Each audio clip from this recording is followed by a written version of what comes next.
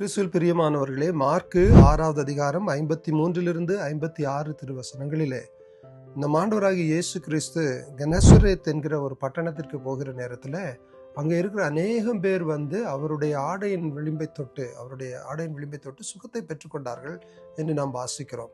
இந்த Gennesaret is known for அந்த பட்டணம் அங்கே அநேக விட்ச் கிராஃப்ட் இல்லையானால் மாந்திரீகம் இப்படி பல காரியங்களுக்கு பேர் போன ஒரு ஊர். அது மாத்திரமல்ல, இந்த பட்டணத்தில் அதிகமான ரிச் பீப்புள் இருந்தார்கள், வணிகத்திலே பேர் போன மக்கள் இருந்தார்கள், லைக் வெல்தி பீப்புள். ஆனால் பணம் இருக்கலாம், விட்ச் கிராஃப்ட் இல்லையானால் மாந்திரீக காரியங்கள் இருந்திருக்கலாம்.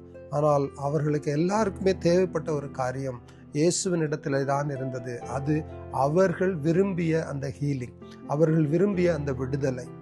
பிரியமான தேவஜனமே, இன்றைக்கும் கூட உலகத்திலே அநேக பிள்ளைகள் எல்லா வசதி வாய்ப்புகள் இருந்தும் அவர்கள் உள்ளத்திலே வறட்சி உள்ளவர்களாக இருக்கிறதை நாங்கள் பார்க்கிறோம்.